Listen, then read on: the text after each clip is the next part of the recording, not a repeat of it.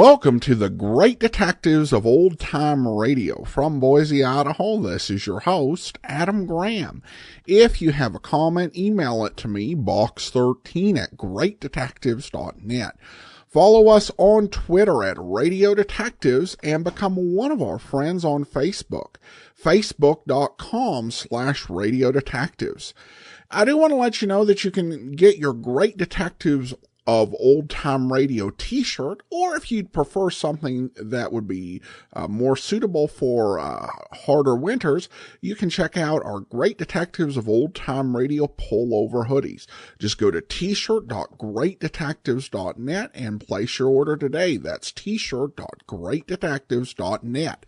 And remember, our listeners' choice voting continues. Go to vote.greatdetectives.net and rank your favorites. We've got two different groupings of shows. The top 16 in each heat will advance to next month's final vote, which will determine your 20 favorite series. Go to vote.greatdetectives.net and cast your ballot today. All right, well, now it's time for today's episode of Boston Blackie. The original air date is January the 21st of 1948, and this one is Who Killed the Kid?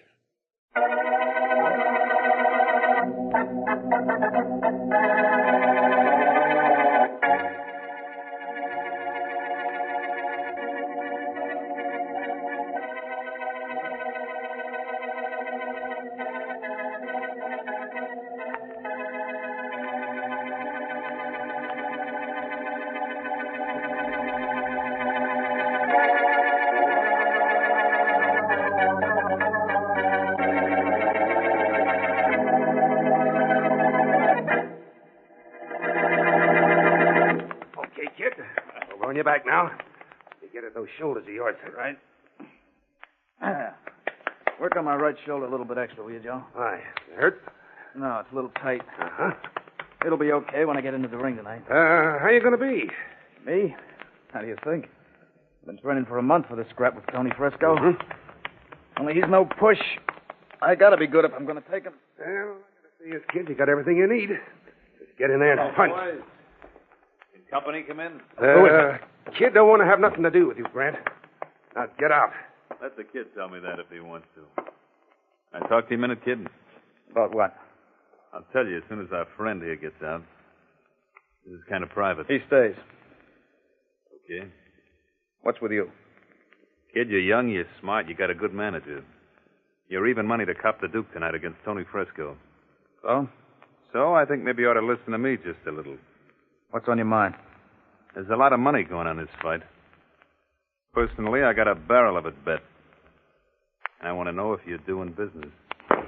What did you say? Hey, Grant, get out of here. I'll knock his... Take it easy, kid. I'll take it easy. I'll knock his ears off. Silly boy. Silly boy? Silly boy. I'll knock you from here to China. That hurt, kid. That smack you just gave me hurt. Beat it, Grant. I was only kidding with that first one. Don't ever come nowhere near me and try to get me to lay down the fight. Don't do it, understand? I don't like it. The kid don't like it, Grant. I know, I hurt him. But I didn't want the kid to toss the scrap tonight. I wanted him to win. Only now I'm not so sure I want that. And I'm very sure I'm going to do something about it.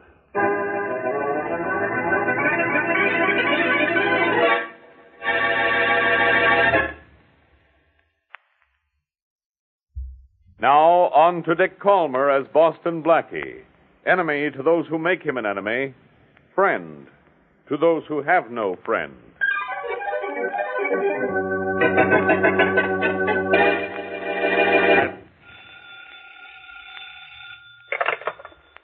Hello? Hello, kid. How are you? This is Dorothy. Yeah, I know who it is. Well, you don't seem very pleased about it. Sorry, I got a lot on my mind. So have I. Dad's furious because I've been seeing you so much. Maybe that old man of yours should stick to writing about fighters instead of writing them off for his daughter.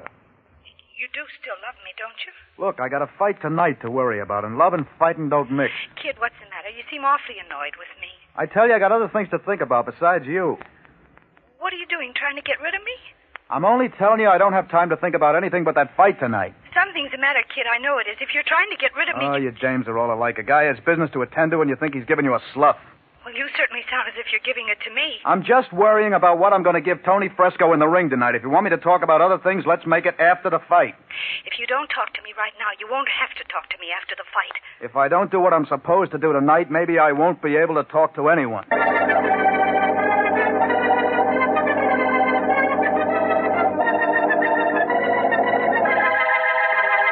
Punk, I'll take care of him. Oh, relax, will you, boy? I'll relax. You've been blowing off steam ever since you got back from the kid's dressing room. I got plenty to let loose.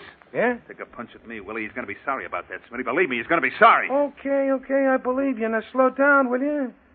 I still don't know what you found out. The kid's going to be in there to win tonight. That's all I know. And I don't even know that. It's what I think. Well, you think maybe we ought to hedge those bets we got? Well, The kid takes it on the chin, we take it on the nose. I'll think it over. Okay. Maybe we ought to bet a few on Tony Fresco, just in case. Just in case of what? Just in case I'm still sore at the kid by tonight. And I decide to do something about it.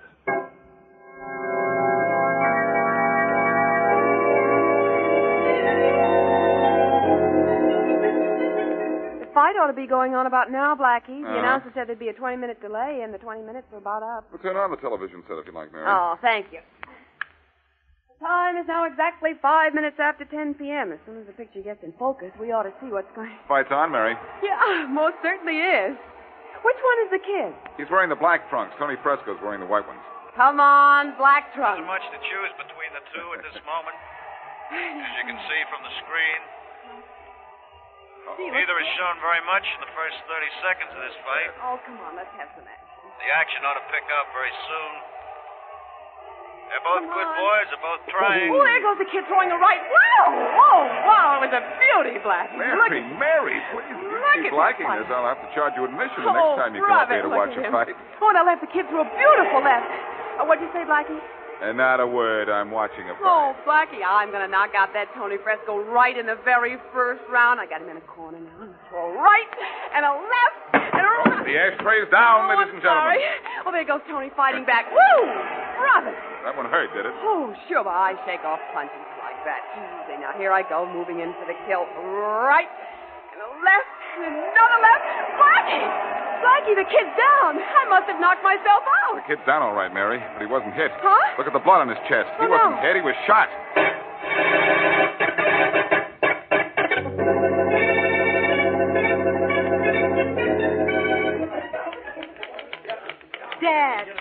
Dad, please listen to me, please. No. Got the story to knock out. Got work to do, Dorothy. I know, and the story is more important than I am. Oh, don't be silly.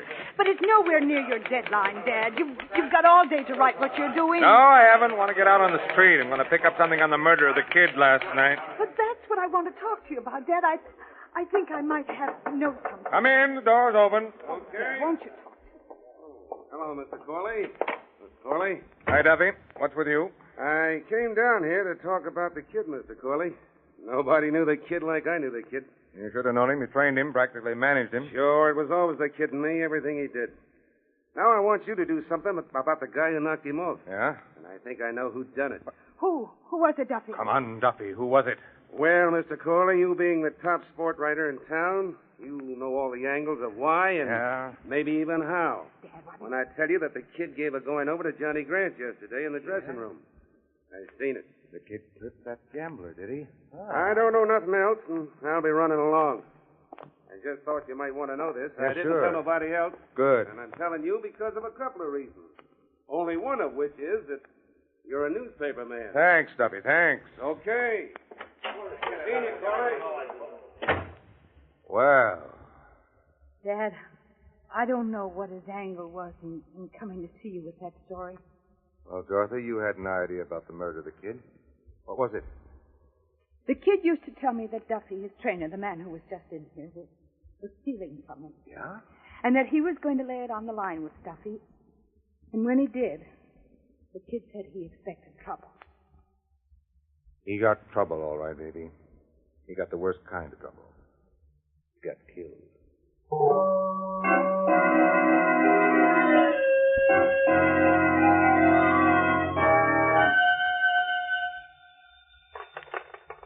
Homicide, Faraday. Inspector, this is Blackie.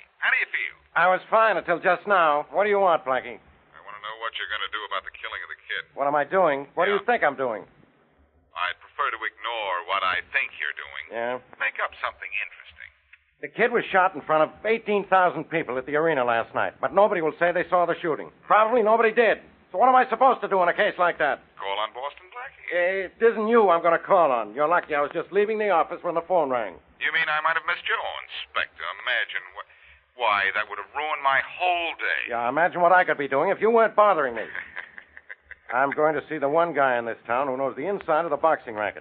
He knows boxing backwards. In that case, you will understand him very easily. What? Nothing. No, I'll just meet you there, Faraday. You'll meet me where? At Red Corley's office in the Daily Beacon. Yeah? He's the top sports writer in town. That's where you're going, isn't it? Yeah. I'll meet you outside his office, and we'll find out the inside of this killing.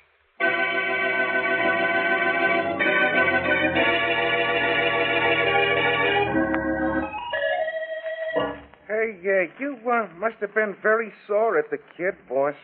Yeah. Very sore, I mean. Shut up, Smitty. Okay? Read the paper if you want, but don't bother me. You know, every time I talk to you, you tell me not to bother you. I never seen you in such a temper, boss. Yesterday, today, the same thing all the time.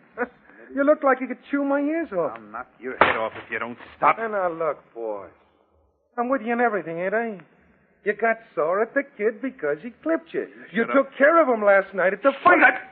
Boss, you... I told you to shut up, Smitty, and I meant shut up. All I said was you got even for the... Hey, boss.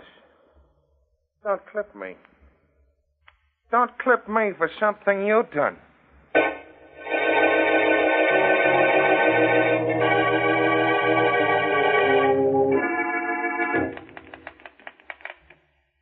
Okay, now, Blackie, my story's done. What's on your mind? Well, never mind what's on his mind, Corley. You listen to what's on my mind. do that. It won't take any time at all. Oh. What is it, Inspector Faraday? All right, look. You know the boxing racket. You've been around for 20 years or so. Now, what's the lowdown on the kid's murder? Who had it in for him? Well, now, Inspector, I'm a newspaper man. If I knew anything, I'd have gone right to the police. You're a very good newspaper man, Corley. Thank you. Sometimes very good newspaper men think they are the police, and they get hurt. At times, they don't get hurt to get a story, don't they? Yes? Look, I don't know what you guys are talking about, and I don't care. A man's been killed. Were you at the arena last night, Corley? That's right. I was doing human interest stuff. Crowds, celebrities, my story's in the paper today. Yes, I read it. By the way, we aren't interrupting your deadline, are we? No, my deadline's 10 o'clock. Uh-huh. Oh, Faraday, you'll want to know if I saw anybody at the arena fire a gun. Well, I didn't. Well, I don't want to know that at all. I don't expect miracles. I want to know who had it in for the kid. There had to be a reason he was killed. I have a couple of ideas. That's two more than the inspector has. Oh. Keep talking, Corley. Well, my daughter knew the kid. She told me that he was having trouble with his trainer, Duffy. Something about Duffy stealing from him. Well, now we're getting somewhere. Then there's another angle. Yeah? I talked to Duffy. He told me that the kid had a little clam bake with a gambler named Grant. Knocked Grant down. Johnny Grant? That's right, Blackie. Well, that sounds like a good lead. Well, I'm taking over from here. I'm going to pick Grant up right now. What about Duffy? I'll pick him up, too. And, Blackie, you stay away from me and from Grant and Duffy. Is it all right if I telephone Mary? Phone her, who cares, but leave me alone on this case. Okay. I've got the thing where I want it. Motives for Grant and Duffy. Both of them were probably at the arena last night. I'll have this case closed by midnight. I hope so, Inspector. So do I, only I don't think you will, Inspector. What? There's something screwy in this setup, even though I don't know what it is. Something tells me... Something tells you, huh? Well, you Yes. go tell that something and ought to get its head examined. What are you talking about, Blackie? The strangest thing, Faraday. From what I know of this case, I ought to be able to tell you who killed the kid. And I'm not kidding.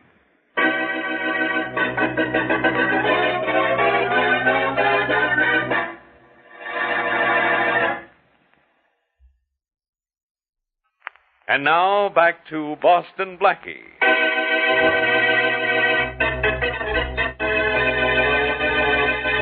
A boxer known as the Kid is killed in the ring as he is fighting Tony Fresco, another pugilist. Blackie and Mary witnessed the killing on television, and in an effort to find out the Kid's enemies, Blackie talks to Red Corley, veteran sports writer. Blackie and Inspector Faraday learn of the Kid's run-in with Johnny Grant, gambler, and also find out that the Kid's trainer, Joe Duffy, was stealing from him. As we return to our story, Blackie is at home, and the doorbell announces a visitor. Coming.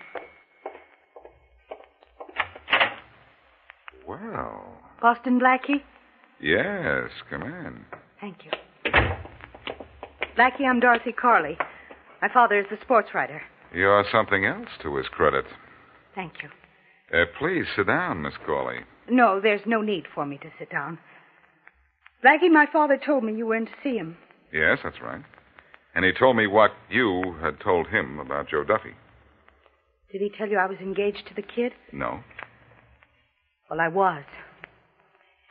And I'm not going to do anything for the rest of my life except find out who killed him. I understand how you feel, Miss Corley, but what brings you to me? You and I are in the same spot in this case, Blackie. Neither of us belong in it, officially. But you're in it because you love excitement, and I'm in it because I love the kid. Go on. Well, there's nothing else. I want you to help the police find the kid's killer. And I want your promise to let me know anything you find out. In return, I'll tell you what I've uncovered. We'll work on this together. Is that fair, Blackie? You are, and it is. I'll keep in touch with you. All right. My first stop is a gym where I understand Joe Duffy is training a new fighter. Uh-huh. I'm going down there and give Duffy a workout.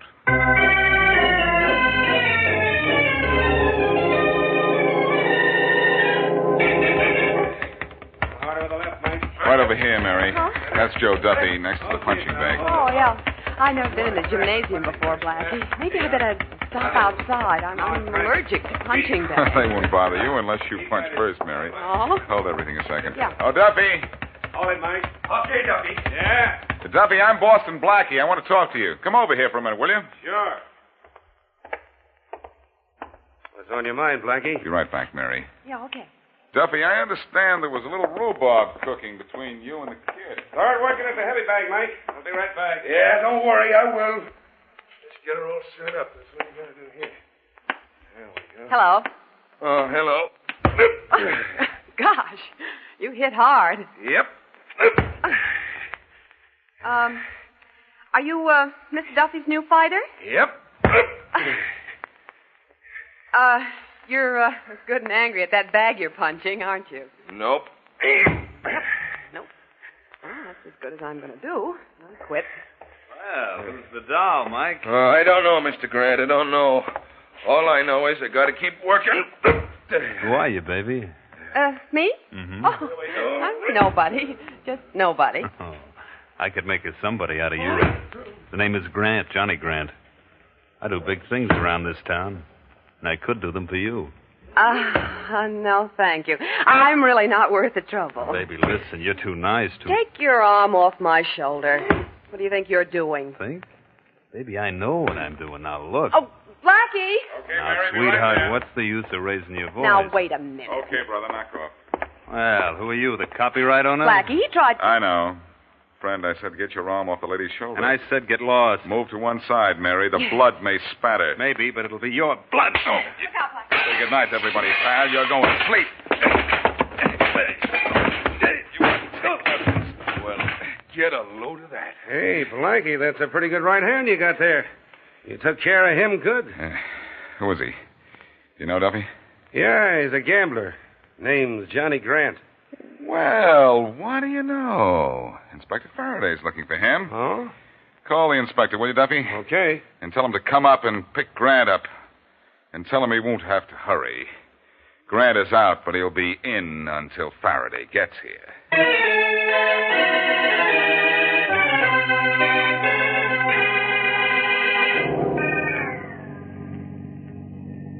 Blackie? It's all right, Mary. I'm just thinking. I'm thinking, and I'm not getting anywhere particularly. Well, what are you thinking about? Maybe I can help you. Mary, something's been wrong with this case ever since I started working on it. I should know who the murderer is. It's completely obvious. I'm sure of it. But I don't know. Well, now I'll help you. Let's see. It was 10:05 when we tuned in on the fight on television, right? Yeah. And a minute later, the kid was dead. Uh-huh. Now, your suspects are Johnny Grant, whom you just knocked out in the gym, and Joe Duffy, the kid's trainer. And from what you've told me, Red Corley's daughter might have done the shooting if the kid didn't like her as much as she... Mary. Well, thank goodness. Now, I did help, didn't I? Definitely. I know now what happened in that ring. and I've stopped running around in circles.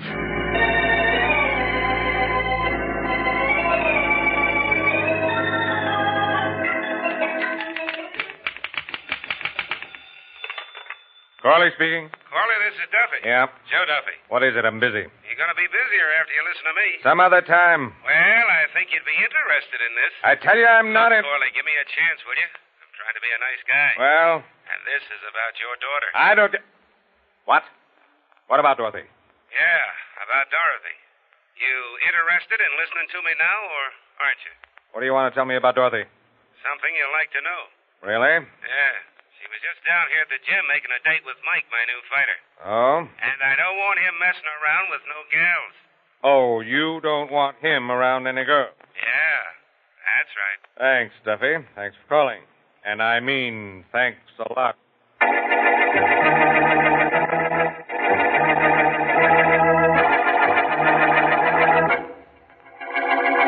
All right, Grant, sit down. Okay. Now tell me what you know about the killing of the kid. Come on, talk. I'm in a listening mood. I don't know anything about the kid you don't know, Faraday. You can't hold me for anything. I haven't done anything. Nothing but get yourself a black eye, huh? That's a good one. A black eye from Blackie. It's not funny. No, it's a black eye. It's a beaut, too. I'm sorry I wasn't there to see it. You don't know I got this black eye from Blackie? No? Well, when Duffy phoned me and told me where to pick you up, he said you'd be the one eating the beefsteak. And you don't look hungry. So what? Look, I came along peacefully when your men came to get me. Does that sound as if I've done anything or know anything? You know I was looking for you. That doesn't matter. I got news for you, Grant. Maybe good, maybe not. Blackie called again just before you were brought in. He said to hold everything until I heard from him. Okay, that's great. That means I can go, doesn't it? Blackie said hold everything. And that means hold everything. And everything includes you. For how long? For as long as it takes Blackie to contact me again. And if he tells me what I think he's going to tell me, that's forever.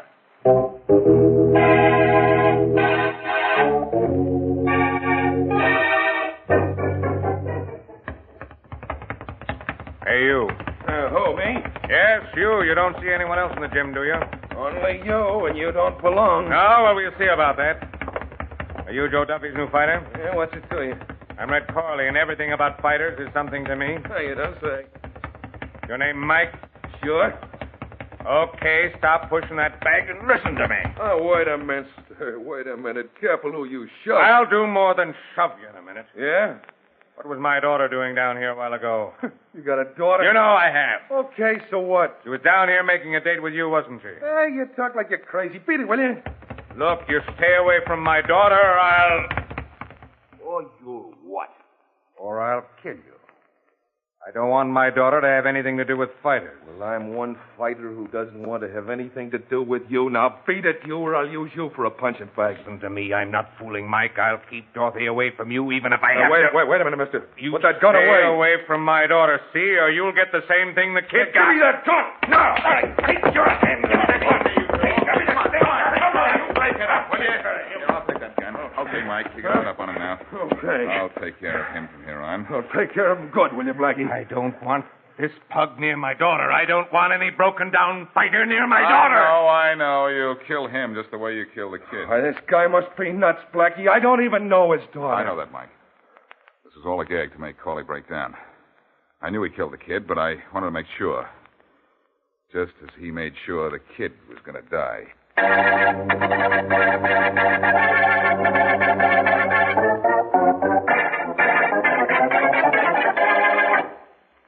All right, Blackie, so you're a genius. Corley blew his top and you listened. That took a lot of genius. I didn't have to let Corley spill to know he killed the kid. I knew that before, Faraday. How long before? The minute I realized Corley had made a 10 o'clock deadline with a murder story when the kid wasn't killed until 6 minutes after 10. What? Corley filed the murder story 6 minutes before it happened? 6 minutes before it happened. And here's why. This fight was scheduled for 9:45, right? Right. But the lighting system went haywire, so the kid's fight didn't get going till 5 minutes after 10. Yeah, I know that. And we know that Corley himself admitted his deadline was 10 o'clock, didn't we? That's right. We even read a story of the murder, and it was filed just before 10. But Blackie, how could he do such a stupid thing? Well, deadlines are sacred to newspaperman Faraday. When Corley saw his deadline approaching, He just couldn't resist filing the story, even though he hadn't yet killed the kid. He planned the murder for 9:45, huh? Mm-hmm. And he wouldn't have filed the story at all and gone through with the murder, except that he was afraid his daughter and the kid were going to be married right after the fight. Yeah, I know. I read all that in his confession. But, look, Blackie. Yeah? If you knew that Corley was guilty, why did you go to all the trouble of making him spill in front of Joe Duffy's new fighter? I arranged with Duffy to make that phone call about Mike and Corley's daughter because I wanted to make sure about Corley. I wanted to be certain of his motive. And when Corley spilled, it corroborated what you knew. Yeah. And, it's a funny thing, Faraday. What? If Corley hadn't been trained to make a dead line, we might never have found out why the kid became a dead man.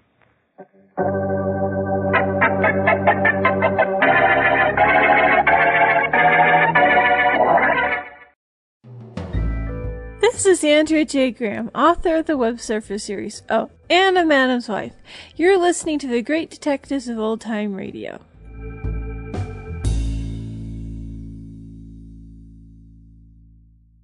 Welcome back. I don't know about you, but I really liked the scene where Mary was getting excited watching the boxing match on television. She was just so into it.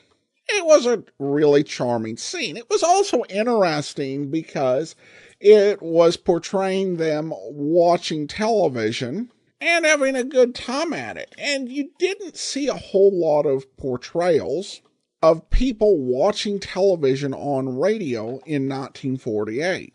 In fact, I think it's safe to say that a lot of radio people were pretty insecure about television at the time, sensing that it would change their world and not necessarily in a good way.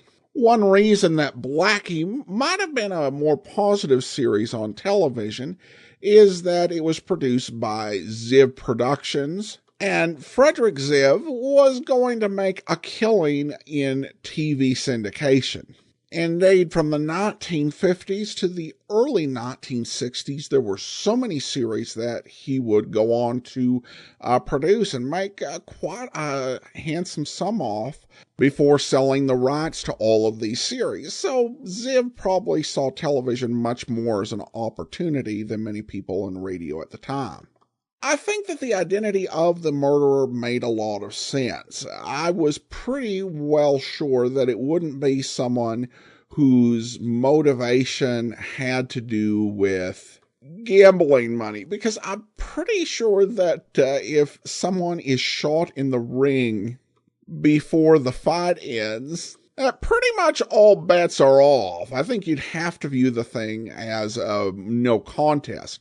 In most of these stories where the boxer's killed, it's by poisoning, which a killer can hope that the poison is not detected, or that the opposing boxer can win an argument that he would have won even without the poisoning.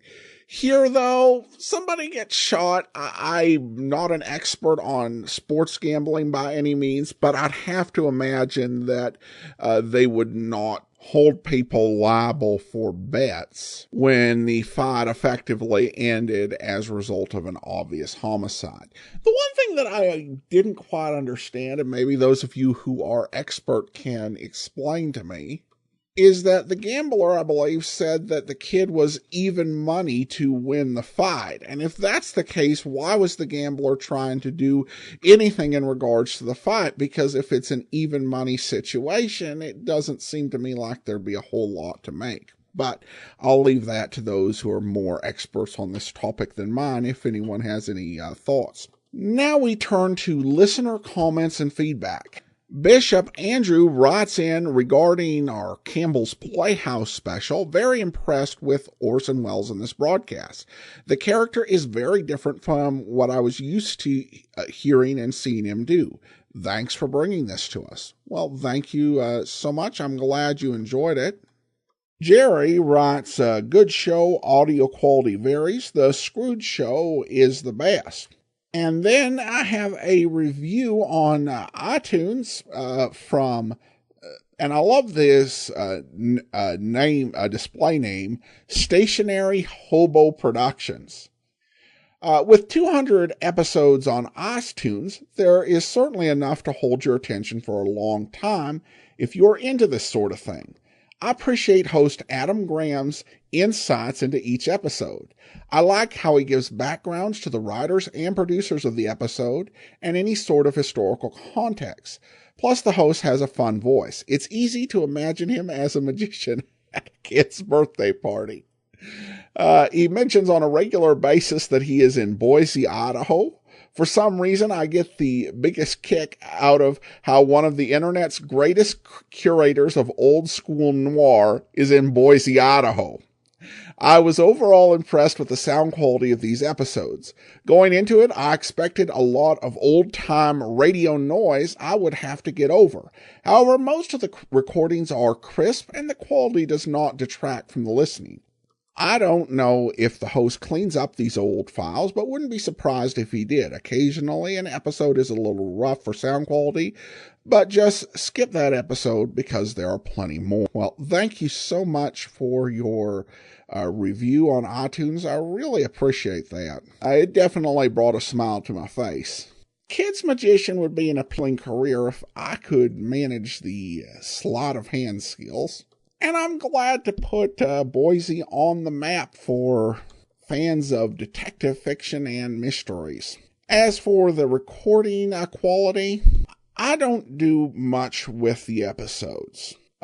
Andrew Rhines does a lot of great work getting all of these files cleaned up and does what he can to make them sound just a little bit better without tinkering around too much. So I'll gladly give Andrew credit for all that.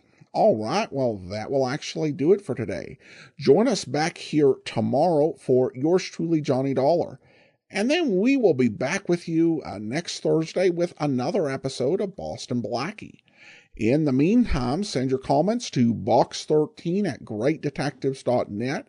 Follow us on Twitter at Radio Detectives and become one of our friends on Facebook. Facebook.com/Radio Detectives.